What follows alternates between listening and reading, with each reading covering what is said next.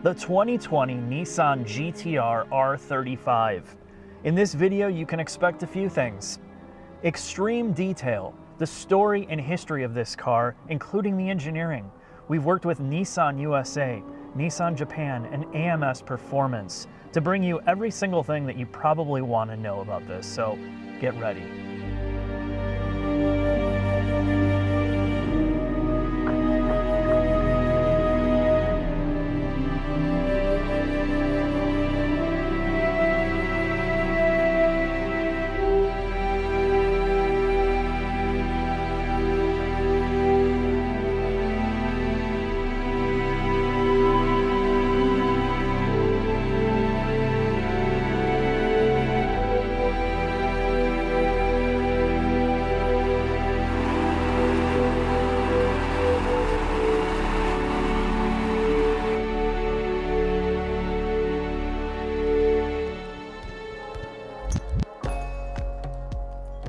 When the R35 was released in Japan in 2007, the world was a much different place, and Nissan was a much different company. They were coming out of a severe slump and into positive cash flow. The Nissan GTR was a rebirth for the company, setting new standards and pushing new levels of performance that we haven't seen before. In 2009, North America saw its first taste of this car. Now, the GTR has a long lineage in Japan. In North America, not so much. In fact, most of our introduction to it was from a game called Gran Turismo, created by Polyphony or Polyphony Digital. At the time, its creator had a relationship with some of the engineers and people inside Nissan, which led to the development of the infotainment screen, or the gauges that they placed on the infotainment. And Nissan pioneered onboard telemetry for the average person. What you have is customizable gauges. If you want your oil temperature or transmission temperature, you can have this here. And this was really mind-blowing at the time.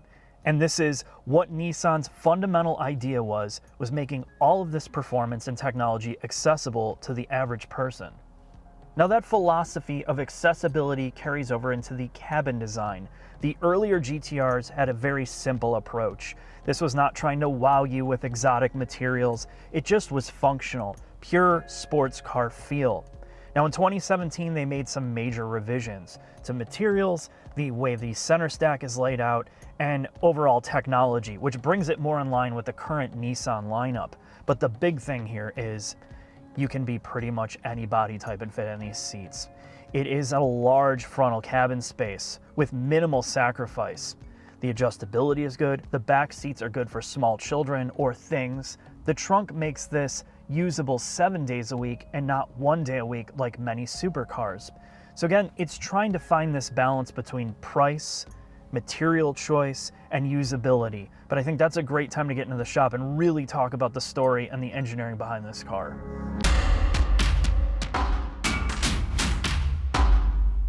Nissan GTR R35, and like most great cars, just like this one, there's a story.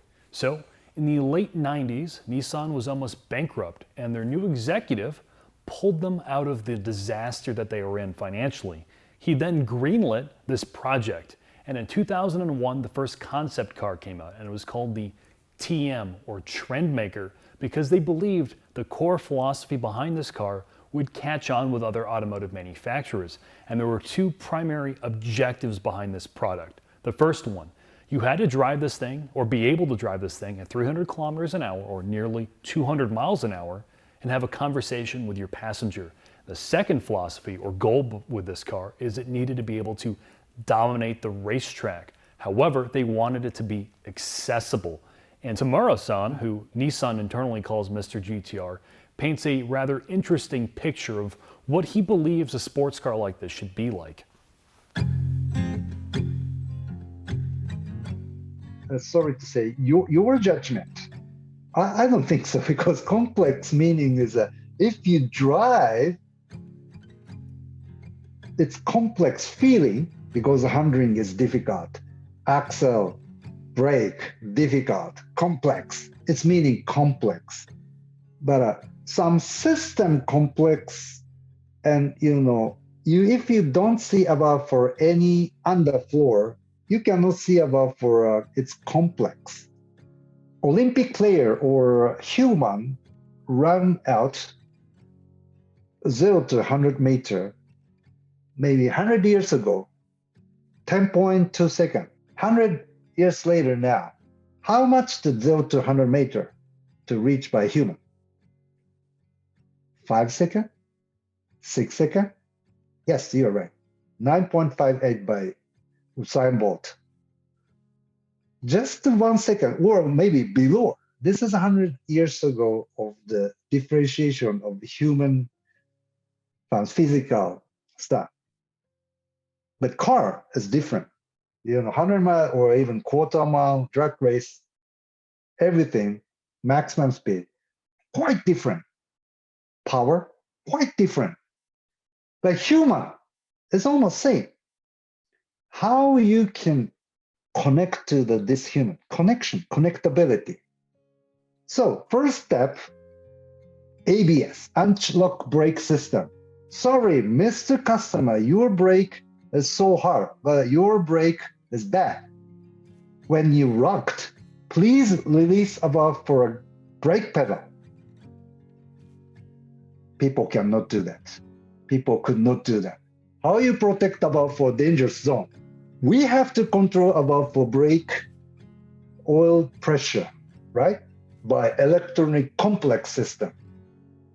Okay, so VDC or traction control, all of the system level maybe 0.1. It's a boring car. I don't want to drive about for this boring car. Yes, true.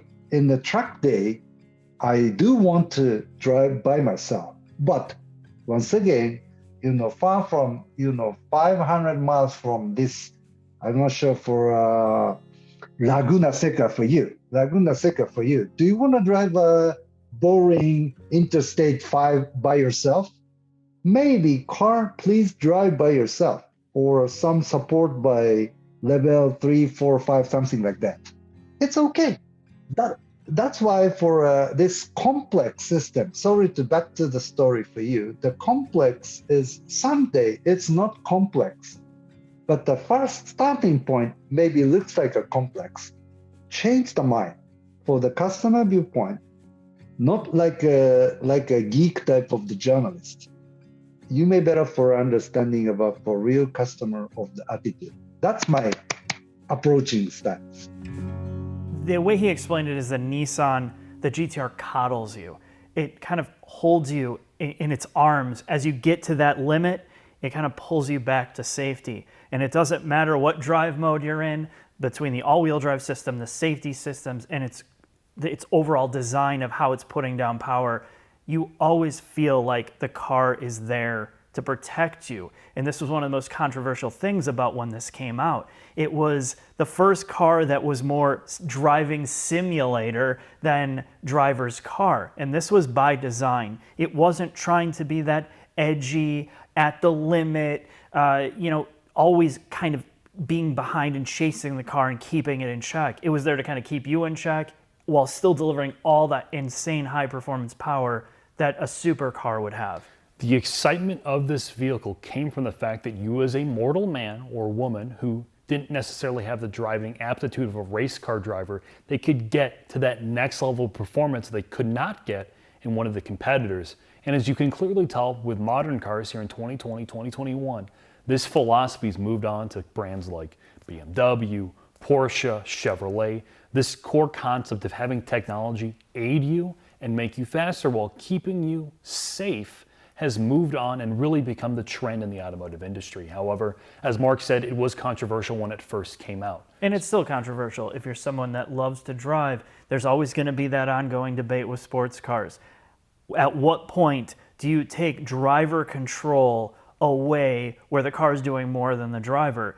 There's two other core philosophies behind this product. The chase of perfection is the first one. This car's been around for 13 years, and they didn't really have an end goal or end objective when they were engineering this car. They wanted to get as close to perfection as humanly possible, and since then, every single model year from 2007 to 2020, they made changes. And the other philosophy is accessibility of performance. every part about this car, when it came to suspension technology, drive mode, body philosophy, was about making this car usable every single day to a regular person. So mass. This car was very, very heavy, and it was a point of contention when it first came out. However, Mizuno-san, the chief engineer, believed that mass was important for making this thing ride correctly and have the traction it needed.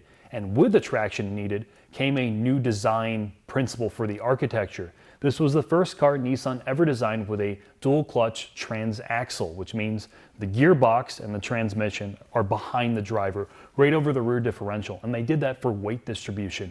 He believed weight in the right portions of this vehicle, in the right corners, helped drive this car into the ground. And you can't really argue with the realities of it. This thing puts down power enormously well.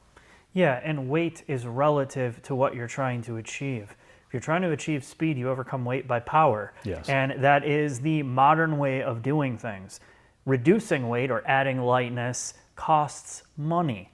And when this came out, from a story perspective, this was between $70,000 and $80,000. And with inflation, you're talking about $100,000. The thing is, you can't do everything with a development budget when you're setting a price point. That's one of the parts about this car. It was built to a price point to make sure that maybe somebody, the normal man, could afford this As an aspirational car. So let's talk about that, knowing that they couldn't go crazy exotic here, nor did they really want to. So this was never really designed as a supercar. Tamura-san calls this a super sports car. And with that, the manufacturing process reflects it. So the core parts of this vehicle, the transmission, really the drivetrain, the heart of this car, are Takumi crafted. And what Takumis are is an overused phrase and often used in a marketing term, but it's highly skilled Japanese craftsmen who've developed or dedicated their lives to their trade. So the engine, which has each Takumi's name stamped on it, is built in the Yokohama facility. There are 4 Takumis who currently work for Nissan in the Yokohama facility, and each engine is built by a single man over a period of many, many hours. The gearbox is also built by Takumis in the Aichi facility, so the dual clutch, which was co-developed with Borg-Warner, is built in a separate facility, and much like the engine, is broken in after it's completed on essentially an engine or transmission stand. Part of the charm of this is you kind of get that half and half. You get the hand-built part of the things that matter with the GTR, and then everything else is sent down a traditional assembly line with other normal cars. If there are a lot of orders for the GTR, they can just build more of them. This is built in the Tochigi plant, which is where all the other premium Nissan Infiniti products are already built. The one thing to mention is the body structure really quickly. So the body in white is basically largely steel. However, when they're painting this car, unlike the other vehicles in the Tochigi plant, they pull it off the line to hand polish it. However, all the hang-on panels on this car, other than the rear quarters, are aluminum. We're talking about hood, fenders, and some other components. So the next part, Jack, is what? The suspension technology. So before we get into the nuts and bolts, I'm going to quickly walk you through the drive modes, and that's really one of the reasons this car is so impressive by today's standards. You have 3 different kinds of drive modes. You have your traction modes, so your stability control modes. You have R, which is race, normal, and all off, ESC off. So when it's in normal mode, it will not send any torque to the front of the car. And it has maximum stability control intervention. When you put it into R mode, it allows you some more slip, which they detect via yaw sensors, G sensors, and steering angle sensors. They also send more power or torque to the front differential of this car to help straighten the vehicle out. So when you drive this thing and you mat it mid-corner, the rear end will step out, and then after about 0.15 of a second, they send power to the front of the car to straighten the vehicle out. That delay is necessary for this car to feel rear driven, and that's one of the core things about the all-wheel drive system. And then of course you can turn it all off and try to drift this car like Chris Harris. You have 3 drivetrain modes as well. You have R, normal, and save. Save is your economical mode, normal is normal, and R opens up the rear exhaust baffles and tries to get this gearbox to downshift as quickly as possible and add a little more brutality or ferocity to the gearbox itself. And then of course you have your 3 suspension modes: comfort, normal, and R. So in the front you have a double wishbone suspension with a steel front subframe and some aluminum control arms, and your Bilstein Damptronic dampers. Nismo variants, you do get carbon ceramics, but in the regular variants of this car, you get steel. As you move to the back, you have a multi-link rear suspension with a torque vectoring rear differential that can send torque to either wheel individually depending on how the all-wheel drive system is receiving input from all the various sensors of the car. The rear end is also largely steel. Underbody is all covered with panels. Now, this is part of the aerodynamic discussion, Jack, so let's get into that. So this car was designed, at least initially, to look like a Gundam. However, it may look chunky because of its very unique styling, but its focus was lowering its coefficient of drag. When this car first came out as one of the most aero-efficient vehicles on the market, I believe it was like a 0.26 drag coefficient. And then in 2017, they made a pretty substantial update to the front and rear fascia to thus, again, I think they increased its aerodynamic efficiency by about 5%. And they also made other changes to this car, which I'm about to talk about. Your suspension, again, as I mentioned earlier, was evolved every single model year, and there's a philosophy behind that.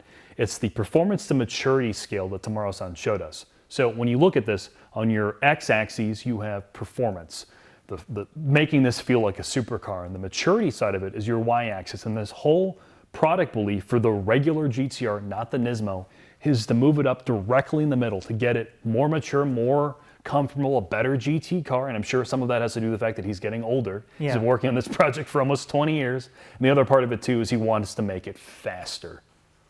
And the suspension changes also had to reflect the tire technology changes. So yes, you have your knurled wheels that are built by Rays, but in 13 years, tires have gotten a whole hell of a lot stickier, so they had to make the necessary suspension changes to reflect that. Which are spring rates and damper valving. In 2020, with a new tire compound, you also had changes to your transmission programming, and you also had changes to the brake programming or brake booster and the overall brake pedal feel. And what they wanted to do was make the steel brake system on here feel similar to the modern carbon composite brake systems that were out from higher end sports cars.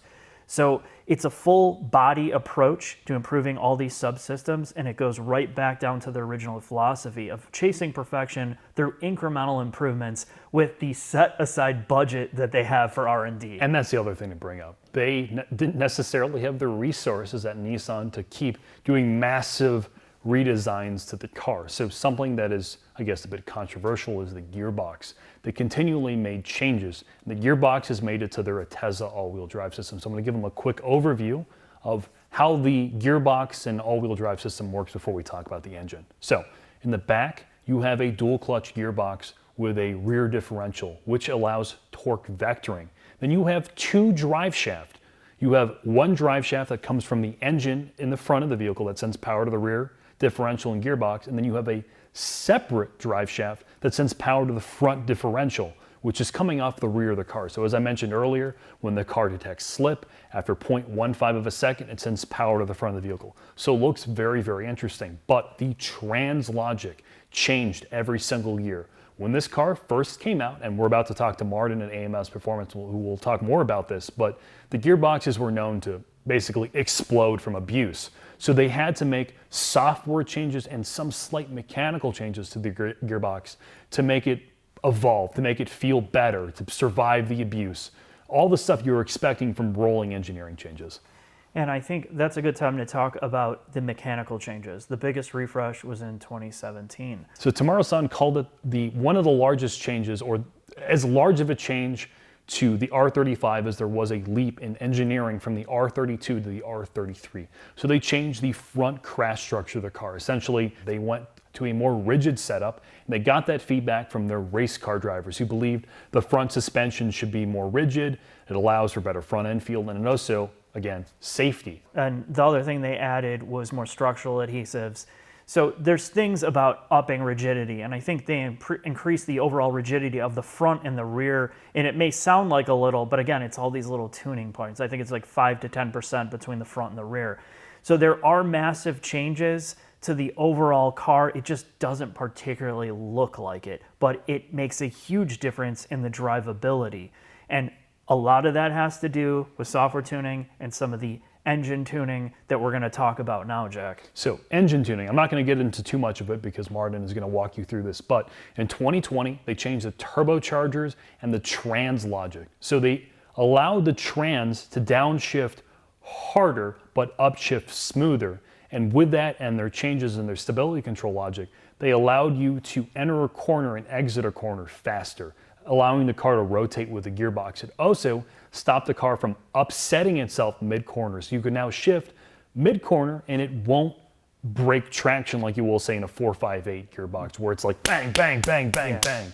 They also updated the turbocharging technology for this car. They decreased the number of vanes and decreased the internal mass of the turbos to allow them to spool up faster. And what that translates into is the car is faster, not just faster in a straight line, but when you compare the 2020 to the 2017, after about a quarter mile, this car will pull basically a car length and a half in front of the 2017 model, just with the updated turbochargers. So again, incremental improvements. Exactly. So with that, let's head over to AMS and walk you through what this thing is like to tune and actually live with.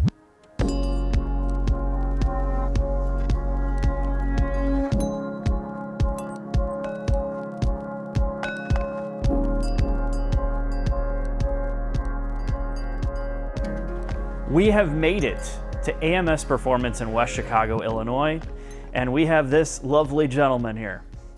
Hi, I'm Martin from AMS Performance, and we've been working on Nissan GTRs since 2009, maintaining them, building them, and racing them. That is a long time. And when we usually talk about brand new cars like this one, we don't have the perspective of history. We don't know the evolution of them or even how they've held up in terms of reliability. So we have that picture here. We have a new product that's also extremely old at the same time. So walk me through kind of your past with this and move us into the present. Okay, so this is the VR38 DET, twin turbo V6, port injected engine. You know, some of the basics are it's a sand cast aluminum block, same with sand cast aluminum heads. It's got variable cam timing on the intake side, and it's actually a very powerful, very capable stock engine that has had little issues over the years and not many changes, very little changes actually internally in the engine, just externally regarding turbos and intakes and things like that. The transmission, I guess the rest of the driveline, that's been probably a little more troublesome than the engine.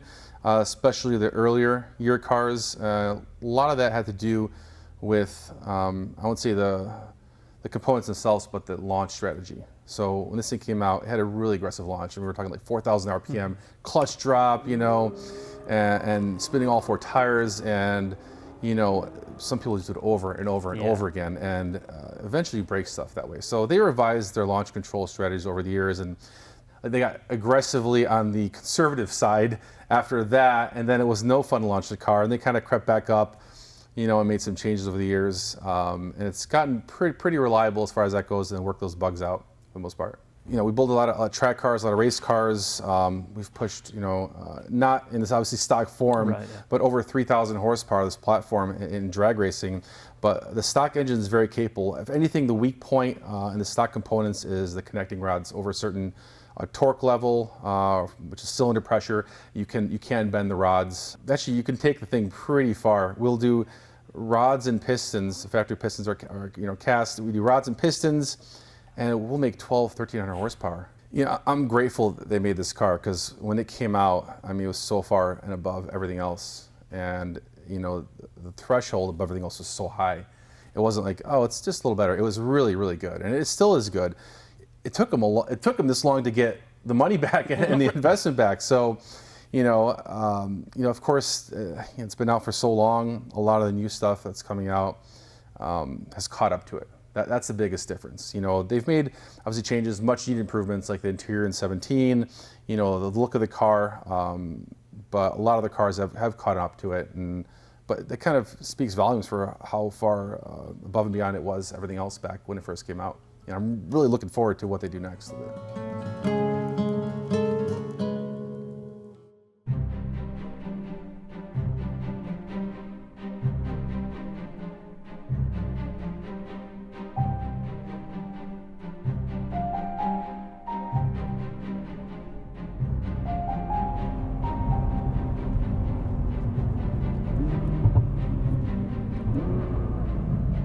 Jack. GTR. R35. No launch control, but regular launch. We got some snow tires on. It's 36 degrees. Let's see how she does.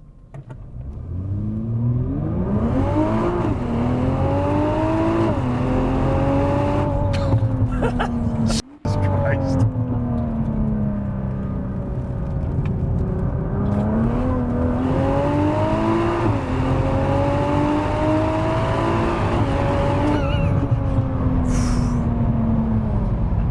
There's no doubt in my mind what I perceived this car to be, and I was in the first generation car, and now we fast forward all of this time.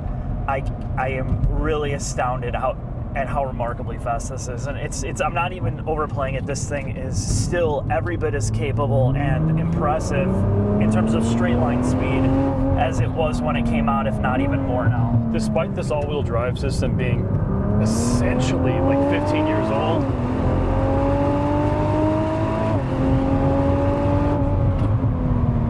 the way it puts down power is, I mean, it's not overblown. We It's know. not overblown at all. It's amazing. We talked about this briefly, well, more than briefly, the mentality behind how they wanted this to feel as a driver.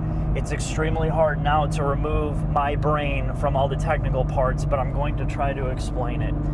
When you get behind the wheel of this, if you don't have a high driving aptitude or you don't have a lot of experience behind the wheel and you want to know what it's like to drive a missile, this is the best type of car you could get in, because it combines like removing the fear factor, like you're driving a video game, like a simulator. You can go through a corner, you can crash into a wall, keep driving. I get that same sense driving this, that no matter what I do, some part of the all-wheel drive system or some part of the drivetrain or the electronic tuning is always going to get the power that I'm putting down with my right foot. I could just mash it down, turn the wheel any which way, and it just stays pretty much where you expect it to go. You can drive this thing like a total moron. Mid-corner, give it full gas, the car will step out, and then you feel the car send power to the front and sort out the slide. It does feel rear-driven though, but the way this provides confidence to the driver is mind-blowing. And as you're about to show me, launch control as well. You hold down the brake, you're in manual mode, just floor it. Whoa!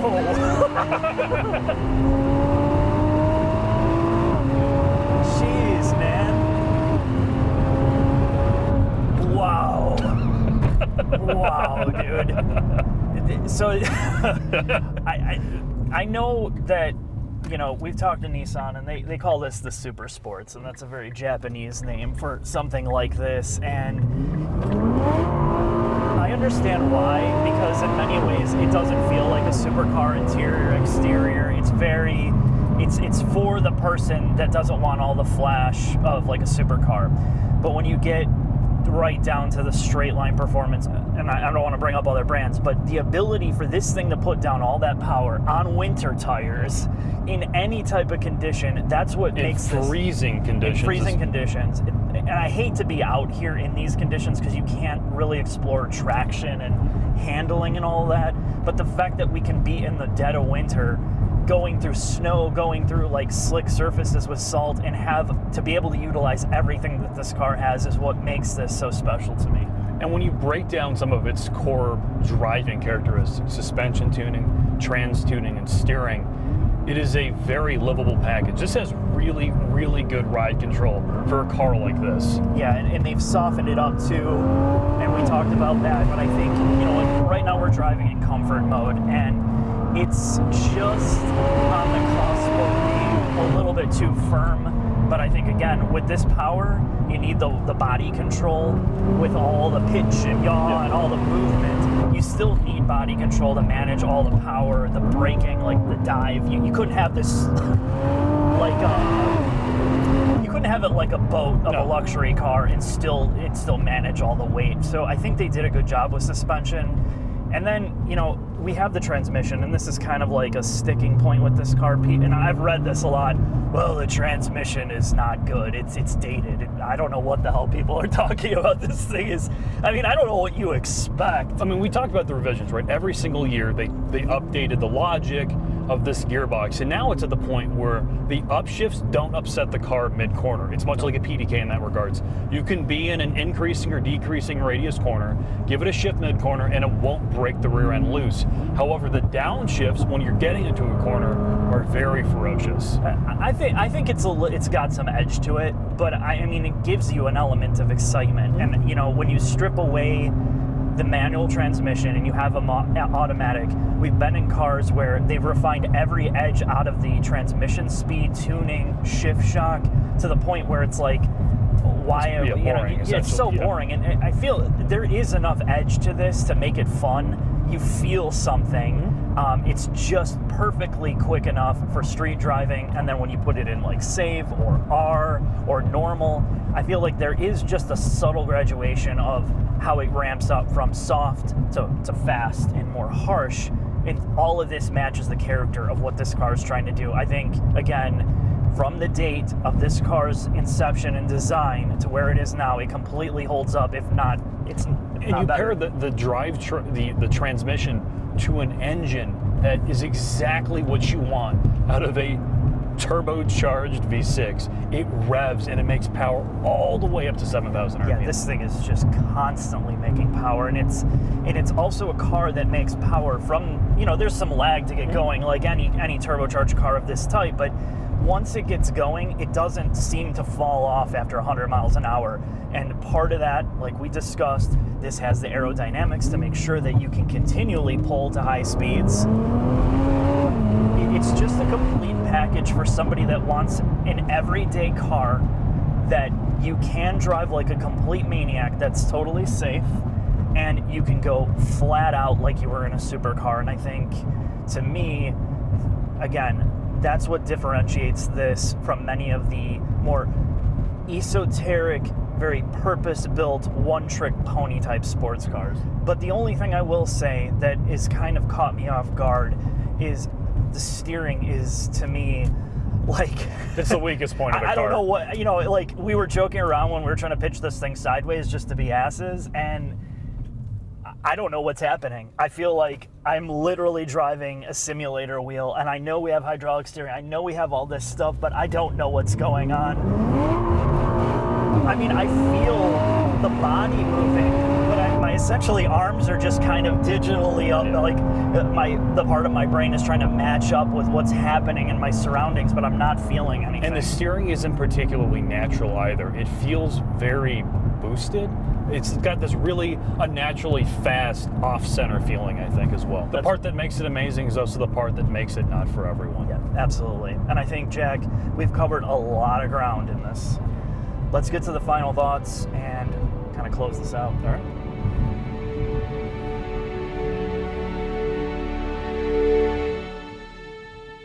Final thoughts on the Nissan GTR. A big thanks to Wendy, Dan, Jonathan, and Tamura-san for helping out on the Nissan end to build this project and tell the story. Also thanks to AMS Performance, who has seen the evolution of this car and has supported it long after the car has left the dealership. Now, let's talk about the pros and the cons. The GTR is a product of the generation it was designed, and despite them making these incremental improvements, it still feels very much like a 2000s car, which is a huge pro for it, because there's nothing left in terms of Japanese sports cars that feel like this, aside from maybe like the STI, which feels ancient in certain ways, but that's part of its charm. That's why people love it. They also love the fact that you can use it every day. It's four-wheel drive or all-wheel drive. And much like this video, we filmed it in the wrong time, in the middle dead of the winter, on snow tires, so we don't really get a good sense of everything that it can do, but we got a sense of what the practicality and the real-world usage is when you're not just on a super sunny day, 70 degrees in California. You can use this year-round, and the trunk is amazing. It also rides great. All the changes in suspension, all the things that they've done to evolve the platform are also due to its original creators understanding that not everybody is 16 forever or 20 forever. So that maturity that's been baked into it is much appreciated in terms of that supercar-ish feeling, that sports car feeling that you could really enjoy and put people in it and don't feel like you're in some crazy car. So that's also the deficiency of it. Because they designed it to be that every person's car, it loses some of the specialness that you're getting on some of the more modern sports cars. It doesn't have that raucous nature like the GT500, or like it doesn't have the refinement in the high-end or high-tech feel like the C8 does. So if you love this car, you know, it's expensive now. It's way more expensive than it used to be. But if you're a collector and you want to stuff one away, I would. Or on the used market, I mean, it's insane what you can do with this car. And I think it's been a complete joy to drive it and experience it. And if you are somebody that is watching these videos, I'm going to tell you this just straight. Please subscribe, because there is absolutely no return on investment for us to make videos like this. We're not getting paid, and I feel like we should be getting paid to do some of these types of videos. But at the very least, please subscribe so we can continue doing projects like this. Thanks for watching. I'll see you next time. What does GTR mean to you?